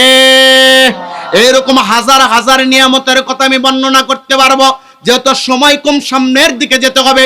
আল্লাহ রাব্বুল আলামিন বান্দাকে এত নিয়ামত দিলেন। আয়েশা ডাকতে বলে, ইয়া রাসূলুল্লাহ, ইয়া হাবিবাল্লাহ, এত নিয়ামত বান্দাকে দিয়েছে, তারপর বান্দা কেন আল্লাহকে ভুলে গেল? বিশ্বনবী ডাকতে বলছে, আয়েশা, দুইটাই কারণ হলো। এক নাম্বার হলো হুব্বুদ দুনিয়া ওয়া কারাহিয়াতুল মাউত, বান্দাটাকে দুনিয়ার ভালোবাসা পেয়ে উঠছে। ওয়া কারাহিয়াতুল মাউত, মৃত্যুর যে একটা স্বাদ আছে, মৃত্যুর স্বাদ থেকে বান্দা বের হয়েছে, মৃত্যুকে অপছন্দনীয় করতেছে, দুনিয়াকে ভালোবাসতেছে। এই জন্য বান্দার ঈমানটা চলে গেছে। তার মানে বোঝা যায় মুমিন বান্দা মৃত্যুকে গ্রহণ করবে আর বেঈমানরা মৃত্যুকে অপছন্দ করবে। মুমিন বান্দা দুনিয়াকে ছেড়ে দেবে আর বেঈমানরা এই দুনিয়াকে গ্রহণ করে নেবে, ঠিক কিনা? আয়েশা গো, এই জন্য এরা হুব্বুদ দুনিয়া কারাহিয়াতুল মাউত, এরা দুনিয়াকে আঁকড়ে ধরেছে আর মৃত্যুকে অপছন্দনীয় করেছে, আল্লাহর নিয়ামত অস্বীকার করেছে, দুনিয়াকেই তারা সব মনে করেছে। ও আয়েশা, এই জন্য রব্বুল ইজ্জত ওয়াল জালাল এদের ঈমানটা কেড়ে নিয়েছে। অথচ নবী বলে দিয়েছিলেন, মান ক্বালা আখিরু কালামিহি লা ইলাহা ইল্লাল্লাহ ওয়াজাবাত দাখালাল জান্নাত, ওয়া ফি রিওয়ায়াতিন মান ক্বালা আখিরু কালামিহি লা ইলাহা ইল্লাল্লাহ দাখালাল জান্নাত। আল্লাহর নবী বলছেন, যারা ঈমানের বলে বলিয়ান হয়, বলিয়ান হওয়ার পর মৃত্যুর সময় যার কথা হয় লা ইলাহা ইল্লাল্লাহ, ওই ব্যক্তি মরার পরেই পাবে আল্লাহর জান্নাত। ওয়াইশা, এদের কালেমা মুগ্ধ নসিব হবে না, আল্লাহ নাম আসবে না। এই জন্য এরা বেঈমান, আর বেঈমানের শাস্তি হলো আল্লাহর পক্ষ থেকে গজব। আয়েশা দু চোখের পানি ছেড়ে দিয়েছে, ডাক দেবে, ইয়া রাসূলুল্লাহ, ইয়া হাবিবাল্লাহ, তারপরে কি দৃশ্য হবে? বিশ্বনবী ডাক দেবে, আয়েশা রে, যখন তামাম পৃথিবীর উপরে সবকিছু ভেঙে চুরমার হয়ে যাবে, রব্বুল ইজ্জত ওয়াল জালাল এইবার রাগান্বিত হয়ে যাবে, ডাক দে বলবে, আল্লাহ রাব্বুল আলামিন ইল্লাহিল ওয়াহিদুল কাহার, আমার আল্লাহ তো রাগান্বিত হয়ে যাবে। ডাক দে বলো, বান্দা, এত নিয়ামত দিয়েছি, নিয়ামত পাওয়ার পর আমার নাশকরি করেছো বান্দা, তোমার শাস্তি হয় না, আরো উপযুক্ত শাস্তি দেওয়া লাগবে। আয়েশা ডাক দে বলেন, হুজুর, কি সেই উপযুক্ত শাস্তি আল্লাহ রাব্বুল আলামিন দিবেন? নবী ডাক দে বলে, আয়েশা রে, এবার রব্বুল ইজ্জত ওয়াল জালাল এই 13 লক্ষ গুণ বড় সূর্যই শুধুমাত্র তামাম পৃথিবীতে ভেঙ্গে স্থির হবে না।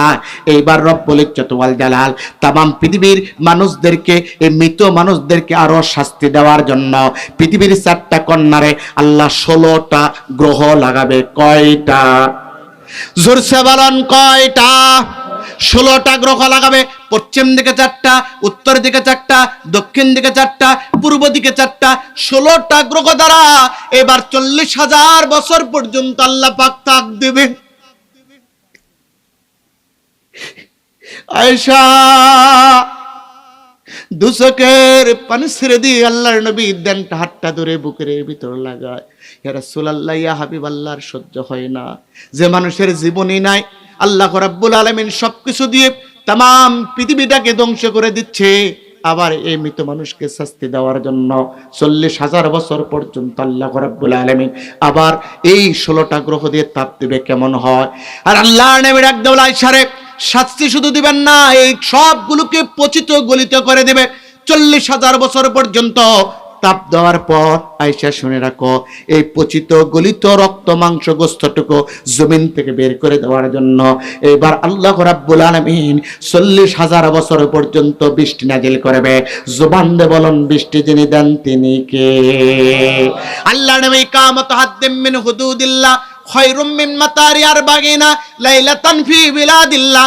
ও পৃথিবীর মানুষেরা শোনো, গজবের সময় আল্লাহ পাক বৃষ্টি দেয়, আবার সুসংবাদের সময় বৃষ্টি দেয়। তামাম পৃথিবীর রাষ্ট্র ক্ষমতা যখন মুসলমানদের হাতে আসবে, ইসলামের রাষ্ট্রের ঘোষণা আসবে, তখন আল্লাহ পাক একবার বড় ধরনের বৃষ্টি দেবে, আর একবার যখন তামাম পৃথিবী গজব দ্বারা আল্লাহ ধ্বংস করবে, তখন একবার বড় বৃষ্টি যিনি দিবেন তিনি কে? আয়েশা শোনো, ও আয়েশা, 40,000 বছর পর্যন্ত আল্লাহ রাব্বুল আলামিন এইবার জমিনের উপরে বৃষ্টি নাজিল করতে থাকবে। এবার আপনারা বলুন তো, বৃষ্টি যিনি দেন তিনি কে? ওয়া আনজালা মিনাস সামাই মাআন ফাআখরাজা বিহি মিনাস সামারাতি রিজকাল লাকুম ফালা তাজআলু লিল্লাহি আনদাদা ওয়া আনতুম তা'লামুন।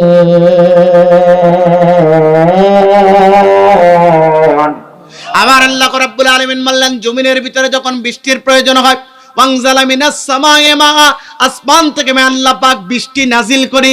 আনজালা শব্দের অর্থ কি? নাজিল করা। নাজিল করা আনজালা, আমি আল্লাহ নিজে নাজিল করি। জমিনে বৃষ্টির যখন প্রয়োজন হয় আমি আল্লাহ নিজে নাজিল করি।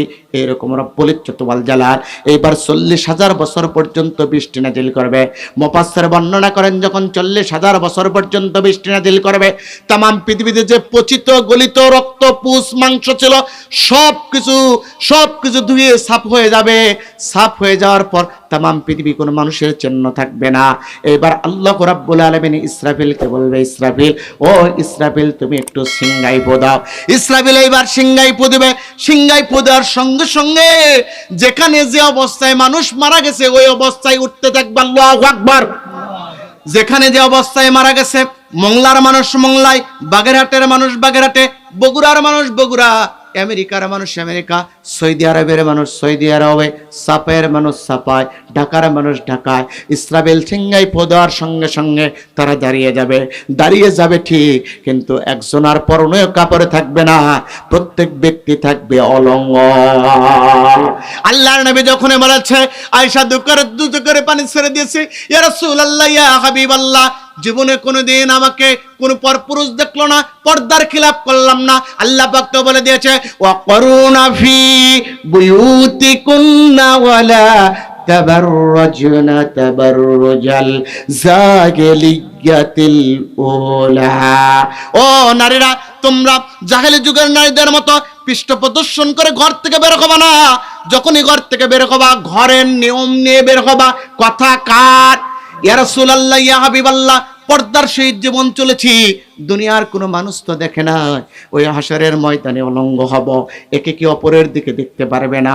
আয়েশা বলে, নবীর দিকে তাকালাম, বিশ্ব নবীর চোখ ভরা পানি, গাল ভরা পানি বেয়ে বেয়ে পড়তেছে। আমি হাতটা নিয়ে গালের দিকে আগায় দিলাম, বিশ্ব নবীর চোখের পানিগুলো মুছে দিলাম। আল্লাহর নবী হাউমাউ করে আমাকে জড়িয়ে ধরলো। আয়েশা বলে, আল্লাহর নবী আমাকে হাউমাউ করে জড়িয়ে ধরলো, ডাক দিয়ে বলে, ও আয়েশা, হাসরের ময়দান এত কঠিন হবে, মানুষগুলো হত বিহব্বল হবে, মানুষগুলো ইয়া নাফসি ইয়া নাফসি বলবে, আর কিছু ব্যক্তি আল্লাহ আল্লাহ বলার চেষ্টা করবে। রে আয়েশা, একজনের পরনেও কাপড় থাকবে না, এত হত বিহব্বল হবে। ওরা অন্যের সতরের দিকে দেখা তো দূরের কথা, শুধু আকাশের দিকে তাকাবে। তবে আয়েশা শোনো, দুইজন ব্যক্তির পরনে কাপড় থাকবে, একজন হলো জাতির পিতা ইব্রাহিম, আর আরেকজন হলো রুহানি পিতা মুহাম্মদ রাসূলুল্লাহ সাল্লাল্লাহু আলাইহি ওয়াসাল্লাম। প্রিয় মংলাবাসী, বলুন তো জাতির পিতার নাম কি? আরে জোরে বল, একবে জাতির পিতার নাম কি? আল্লাহ বলছে, মিল্লাতা আবিকুম ইব্রাহিম ফাসাম্মাকুমুল মুসলিমিন। জাতির পিতা হলো ইব্রাহিম, এটা আমি আল্লাহ পাক রেখে দিয়েছি। মুসলিম মিল্লাতের পিতা হলো ইব্রাহিম, রেখেছেন কে? তাহলে মুসলমানদের জাতির পিতা হলো ইব্রাহিম। নাস্তিক বেঈমান কাফের মুরতাদের পিতা হতে পারে অন্য কেউ, কিন্তু মুসলমানদের পিতা হবে কেবলমাত্র শুধুমাত্র জাতির পিতা ইব্রাহিম। কথা বলেন ঠিক কিনা? আকীদা ক্লিয়ার করা লাগবে, ঈমান তাছাড়া থাকবে। সম্মানিত ভাইরা, আল্লাহর নামে ডাক দিয়ে বলছেন, আয়েশা রে, দুইজন ব্যক্তির পরনে কাপড় থাকবে, একজন হলো জাতির পিতা আর একজন হলো রুহানি পিতা। জাতির পিতা হলো ইব্রাহিম, রুহানি পিতা হলো মুহাম্মদ রাসূলুল্লাহ সাল্লাল্লাহু আলাইহি ওয়াসাল্লাম। ও আয়েশা, এই দুইজনের পরনের ভিতরে কাপড় থাকবে, আর দুনিয়ার কারো কাপড় থাকবে না। আয়েশা দুসু করে পানি ছেড়ে দিয়েছেন। হুজুর কি অবস্থা হবে? এইবার নবী ডাক দিয়ে বলছেন, আয়েশা পরনে কাপড় থাকবে না, ঠিক আছে, একে অপরের দিকে তাকাতে পারবে না, উপর দিকে তাকাবে। আর ব্যক্তিগুলো কুব্বাতুস সাকরা, ঝুলন্ত পাথর, যেটা ফিলিস্তিনের ময়দান বলা হয়, এই গোটাটা তখন আরব আরাফার ময়দানে পরিণত হবে। এখন তো আরাফার ময়দান ছোট্ট, এই পুরাটাই তখন আরাফার ময়দানে ধরা হবে। কেন? কিয়ামতের ময়দানে বিচার যেটা হবে, বিচারের মাঠটা হবে আরাফাতের ময়দান। কথা কার? আল্লাহ রাব্বুল আলামিনের। এইবার কুব্বাতুস সাকরা, ওই ঝুলন্ত পাথরের দিকে মানুষগুলো অলঙ্গ অবস্থায় চলতে থাকবে। সকল ব্যক্তিগুলো বলতে থাকবে আল্লাহ, আল্লাহর নবী মুহাম্মদ সাল্লাল্লাহু আলাইহি ওয়াসাল্লাম ডাক দিয়ে বলে, ও আয়েশা, অনেক ব্যক্তি বলতে পারবে না, অনেকেই বলবে আল্লাহ, আল্লাহ নামের তাকবীর দিবে, কিন্তু নামের তাকবীর দিতে পারবে যারা, কিয়ামতের ময়দানে সফল কাম তারা। আল্লাহ নামের তাকবীর দিতে পারবে না যারা, কিয়ামতের ময়দানে সফল কাম হতে পারবে না তারা। এই জন্য যুবকরা যেত তাফসীরুল কোরআন মাহফিল আয়োজন করেছেন, আপনি কোন দল করেন দেখার বিষয় নাই। আল্লাহর কোরআনের বর্ণনা অনুযায়ী আপনার চিন্তা চেতনা পরিবর্তন করা লাগবে। যে দলের ভিতরে লিল্লাহে তাকবীরের স্লোগান ওঠে না, ওটা মুসলমানদের কখনো দল হতে পারে না, ঠিক কিনা? কেননা কিয়ামতের ময়দানে স্লোগান হবে কার? কিয়ামতের স্লোগান। দুনিয়া একটা প্র্যাকটিক্যাল বিষয়, কেন দুনিয়া তো একটা আল্লাহ রাব্বুল আলামিন এটা একটা শস্যক্ষেত্র বানায় দিয়েছে। খেলার একটা চিত্র, এখান থেকে ট্রেনিং নিয়ে যাওয়া লাগবে, আর ওখানে যে ফল প্রকাশ হবে, ঠিক কিনা? তার মানে দুনিয়ার জিন্দেগিতে লিল্লাহে তাকবীরের স্লোগান যারা তুলতে পেরেছে, আল্লাহু আকবার তুলতে পেরেছে, কিয়ামতের ময়দানেও তুলতে পারবে। আল্লাহর নবী ডাক দিয়ে বলছেন, আয়েশা শোনো, ওই দিন সবাই আল্লাহু আকবার স্লোগান তুলতে পারবে না। আল্লাহু আকবার স্লোগান তুলবে যারা, ওই ময়দানে সফল কাম হবে তারা। মানুষগুলো অলঙ্গ অবস্থায় কুব্বাতুস সাকরা, ওই ঝুলন্ত পাথরের দিকে মানুষগুলো দৌড়াইবে। তামাম পৃথিবী থেকে দৌড়ায় দৌড়া ঝুলন্ত পাথর আরাফার ময়দান, এই কুব্বাতুস সাকরা ফিলিস্তিনের এই অংশ গোটাল যেহেতু, এই অংশের ভিতরে মানুষগুলো দাঁড়াইবে। এবার আল্লাহ রাব্বুল আলামিন ইসরাফিলকে বলবে, ও ইসরাফিল সিংহাই ফোদাও। ইসরাফিল সঙ্গে সঙ্গে সিংহাই ফি দিবে। রব্বুল ইজ্জত ওয়াল জালাল, মানুষগুলো সকলেই বেহুশ হয়ে যাবে। এই সুযোগে রব্বুল ইজ্জত ওয়াল জালাল সিংহাই আহরণ করবে, কুরসি গ্রহণ করবে। চিৎকার দিয়ে বলুন আল্লাহু আকবার। গ্রহণ করতেছেন কে? জোরে বলুন। 12টা বাজতেছে, শেষ করে দেওয়া লাগবে তো, তাই না? আরো মনোযোগ আছে? সকলের মনোযোগ আছে? তাহলে মনোযোগ দেন। আলোচনা কি, সময় তো কম, তাফসীর করতে গেলে একটা আপনি আলোচনা তো শুরু হবে মজার মতো। সামনের দিকে মনোযোগ দেন যুবকরা। কুব্বাতুস সাকরা জ্বলন্ত পাথরের দিকে মানুষজন একত্রিত যখন হয়ে গেল, আল্লাহ রাব্বুল ইজ্জত ওয়াল জালাল এইবার আসন গ্রহণ করলেন, কুরসি গ্রহণ করলেন। কুরসি গ্রহণ করলে দল করলেন 4টা। কয়টা? আরো জোরসে বলেন কয়টা? 1 নম্বর দলের নাম বিএনপি, 2 নম্বর দলের নাম হলো জামাত, 3 নম্বর দলের নাম হলো জাতীয় পার্টি, আর 4 নম্বর দলের নাম হলো আওয়ামী লীগ। জোরে বলুন ঠিক কিনা? না? তাহলে এবার আসুন, তাহলে বিগত সময় যখনই দলের নাম বলেছি, নেতারা কান পরা দেয়, হুজুর বলা যাবে না। ভাইরা, আমরা রাজনীতি করতে আসি না, আল্লাহর কোরআন নীতি করতে আসি। কি কোরআন নীতি করা লাগবে? কোরআনের কথা যদি আপনি বলতে না দেন, আল্লাহর কোরআনের কথাগুলো চেপে রাখার জন্য কিয়ামতের ময়দানে আপনাকে আল্লাহর জাহান্নামে যাওয়া লাগবে, ঠিক কিনা? ওয়ানসাদ্দু ফি সাবিলিল্লাহ, আল্লাহ রাব্বুল আলামিন আল্লাহর পথে যারা বাধা দেয় এরা হলো কাফের। কথা কার? পথে বাধা দেওয়া মানে জড়িয়ে আটকে ধরা, এরকম। পথে বাধা দেওয়া মানে হাত ধরে আটকে ধরা, কোমর চেপে ধরা, অর্থাৎ আল্লাহর কোরআনের কথা বলতে না দেওয়ায় এক প্রকার বাধা বা আটকে ধরা। যদি এরা ধরে, আল্লাহর নবী ডাকতে বলছে ওয়াসাদ্দু আন সাবিলিল্লাহ, আল্লাহর পথে বাধা দিবে যারা কাফের, তারা কাফের যারা আল্লাহর জাহান্নামে যাবে তারা। কথা বলেন ঠিক কিনা? আল্লাহর নবী বলেন না করে, ও আয়েশা শোনো, আল্লাহ পাক সিয়ার গ্রহণ করে দল করবে কয়টা? 1 নম্বর দল, 1 নম্বর দলের নাম হলো 1 নম্বর 4টা দল হবে। 1 নম্বর দল হলো বিনা হিসেবে জান্নাতি, 2 নম্বর দল হলো বিনি হিসাবে জাহান্নামী, তিন নাম্বার দল হবে হিসাব বড় সহজ, 4 নাম্বার দল হলো হিসাব বড় কঠিন। কয়টা দল?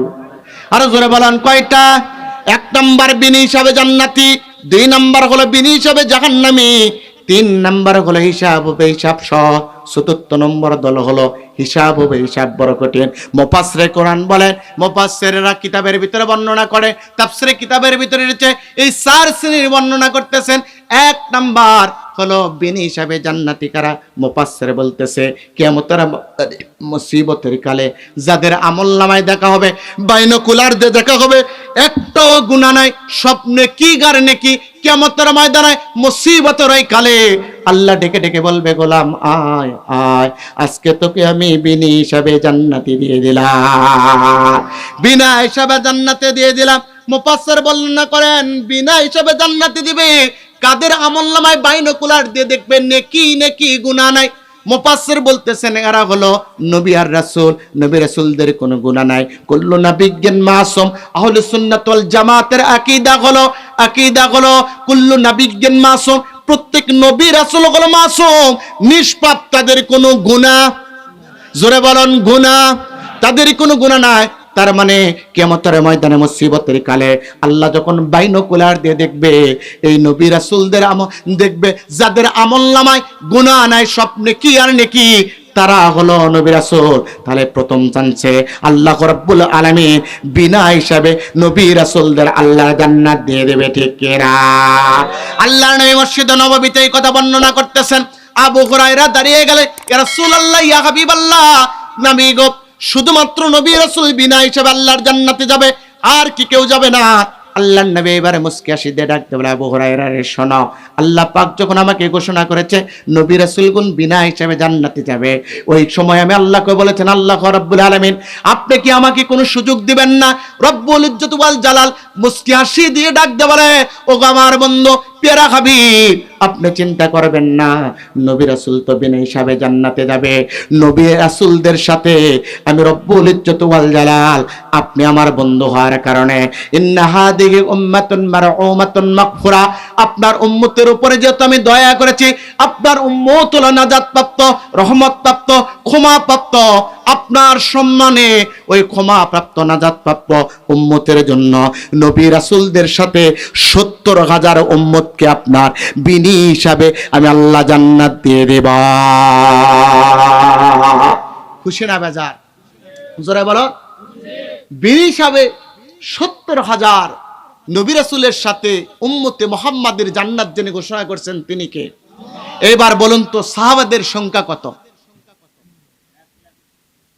বিদায় হজের ময়দানে সাহাবারা একত্রিত হয়েছিল, সেই সংখ্যাটা হলো 1.25 লক্ষ সাহাবা। কত? 1.25 লক্ষ বলতে কত বোঝায়? 1,25,000। তাহলে 70,000 ব্যক্তিকে যদি নবী রাসূলদের ভিতরে থেকে নবী রাসূলের সাথে জান্নাতে নেওয়া হয়, তাহলে ওই জান্নাতি ব্যক্তিদের সাথে আমরা কি যাব? কেন সাহাবাদের মতো আমাদের কি মর্যাদা? আল্লাহর নবী ডাকতে বলতেন, সাহাবা মুফাসসির বর্ণনা করতেছেন, সাহাবাদের মর্যাদা হলো এমন, ঊর্ধ্বশ্বাসে একটা ঘোড়া দ্রুত গতিতে সামনে অগ্রসর হবে, তার পায়ের নিচ থেকে বালু পড়লে যেরকম হয়, ওই একটা বালু কোনার মর্যাদা তামাম পৃথিবীর মানুষদেরকে এক জায়গায় একত্রিত করলে একজন সাহাবার হবে না। এত মর্যাদা সাহাবার।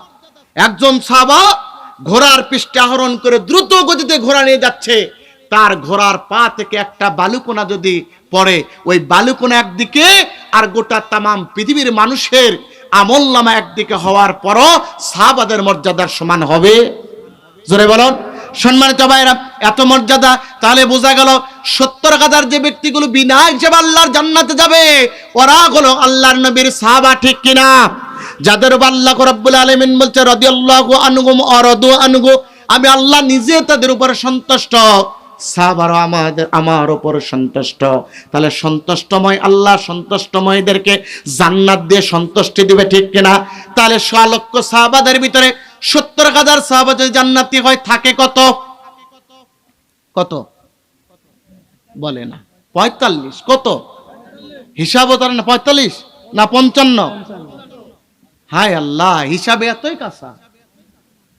আপনারা তো এই এলাকার ব্যবসায়ী মানুষ হিসাবে আরো অঙ্কে পাকা হওয়া লাগে, ঠিক কিনা? থাকে হলো 55,000, তাহলে সাহাবারা আরো সাহাবাদের ভিতর থেকে 55,000 থাকলো, বাকি থাকলো আমাদের তো যাওয়ার জায়গা নাই। আল্লাহর নবী যখন এই কথা বলেছে 70,000 ব্যক্তিগুলো উম্মতেরা আমাদের সাথে আল্লাহর জান্নাতে যাবে। ওমর ইবনুল খাত্তাব এবার দাঁড়িয়ে গেলেন। বলুন তো ওমর নরম না গরম? আসাদ্দুকুম ফি আমরিল্লাহি ওমর। ওমর হলো ইসলামের ব্যাপারে কঠিন, আর আবু বকরের ব্যাপারে বলা হয়েছে আরহাম মানে নরম। ওমর হলো ইসলামের ব্যাপারে গরম, আবু বকর হলো নরম। আজকে যদি তামাম পৃথিবীতে টেকটপ থেকে তেতুলিয়া, রূপসা থেকে পাতরিয়া, সুন্দরবন থেকে বান্দরবন, পূর্ব গগন থেকে পশ্চিম গগন, উত্তর গগন থেকে দক্ষিণ গগন একটা ওমর থাকতো, আলেম ওলামাদেরকে দুনিয়া থেকে বিদায় করে তো দূরের কথা, আলেম ওলামাদের দিকে জালেমরা তাকানোর সাহস পাইতো না, ঠিক কিনা? সম্মানিত ভাইরা, ওমর ইবনুল খাত্তাব দাঁড়িয়ে গেলেন। ইয়া রাসূলুল্লাহ, ইয়া হাবিবাল্লাহ, আপনি বলেছেন 70,000 উম্মত বিনা হিসেবে জান্নাতে যাবে, আপনি কি বলতে পারলেন না আরো বেশির কথা? আল্লাহর নবী মুখে হাসি পড়ে গেল। ও ওমর, আমি জানি আপনি এমন একটা প্রশ্ন করবেন, এই জন্য রব্বুল ইজ্জত ওয়াল জালাল যখন আমাকে 70,000-এর বরাদ্দ দিয়েছে, আল্লাহর কাছে আমি আরো চেয়েছিলাম। আল্লাহ বললেন, নবী গো, আপনার সম্মানে আমি তো দিব না, আর নবী গো, আপনার আমার কথার আর দ্বিমত করব না। ইয়া রাসূলুল্লাহ, ইয়া হাবিবাল্লাহ, বন্ধুগো, তবে আপনার সম্মানার্থে আমি একটা আপনার জন্য বিশেষ ছাড় দিলাম, যেহেতু ইন্না হাদিহি উম্মাতুন মারহুমাতুন মাগফুরা, আপনার উম্মতরা বিশেষ নাজাত প্রাপ্ত, মাগফিরাত প্রাপ্ত। আপনার উম্মতের সম্মানে, আপনার সম্মানে একটা বিশেষ ছাড় দিলাম।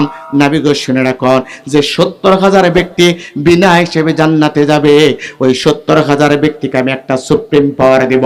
ওই 70,000-এর প্রত্যেক ব্যক্তি আবার 70,000 করে করে শাফায়াত করে করে আল্লাহর জান্নাতে নিয়ে যাবে। আল্লাহু আকবার। এবার 70,000 ব্যক্তি, একজন ব্যক্তি এক এক করে 70,000 আবার শাফায়াত করে আল্লাহর জান্নাতে নিয়ে যাবে। এইবার বলুন তো আমাদের চান্স আছে না নাই? জোরে বলা লাগবে।